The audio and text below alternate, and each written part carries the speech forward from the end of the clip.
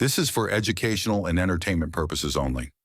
Hello, and welcome to the Think Tank, where we use critical thinking, deductive reasoning, and just a pinch of common sense to draw unbiased logical conclusions.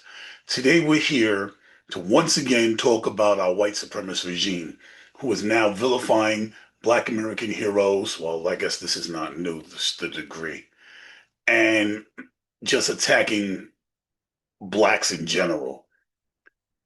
We have a white supremacist regime, but a recent podcast clip has been shown that shows just how terrible this regime is. We already know that it's eradicating the Smithsonian and taking down Black history. They've taken down Black people from the websites. They're destroying Black statues. They got rid of DEI. They got rid of. They're just 475,000 Black women have lost their jobs by September, and now they're not showing job numbers because they're covering that up. The affirmative action to be able to get into college has been struck down by this regime. No, it wasn't Trump. It happened during the Biden era, but it was done by the MAGA conservative Supreme Court justices that Trump placed. But if that's not enough, and any one of them by itself should be enough, then the Supreme Court is now about to strike down the second portion of the Voting Rights Act. What is that? That's the portion that says you can't discriminate based on race. That Black people can't be attacked just because they're Black when they're trying to vote. You can't discriminate against Blacks because of race. And yes, Hispanics have used it. White people, because you can't discriminate based on. You can't discriminate when it comes to voting.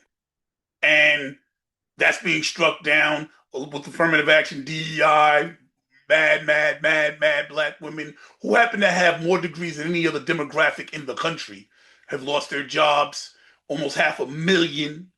While now, J.D. Vance has just said, you know what, we're going to take it a step further than just taking Black people out of the Smithsonian like Trump wants.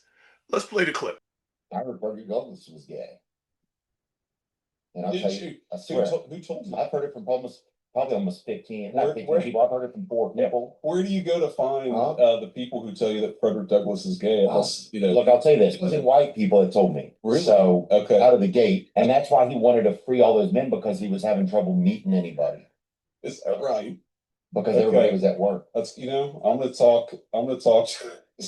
We're gonna talk to the Smithsonian about putting up an exhibit on that. And Theo Vaughn, you can be the narrator for this new this new understanding of the history of Frederick Douglass. This is very disturbing.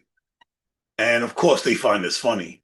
I, on the other hand, while we need to know that J.D. Vance is okay with being caught dressed in drag, so the whole gay thing with somebody doesn't seem to be something that he would be bothered by, and effeminating a Black hero that helped free slaves and did so much for Black people. This is insanity. And he's joking about putting it in the Smithsonian. But we who have been watching the Trump regime since the inception, like, I'm old enough to remember when Trump struck down DEI and took Black people out of the Smithsonian. We understand that J.D. Vance is not joking. He is really about to talk to the Smithsonian about effeminating Frederick Douglass in order to push forward a narrative about yet another Black hero. This is LC signing out.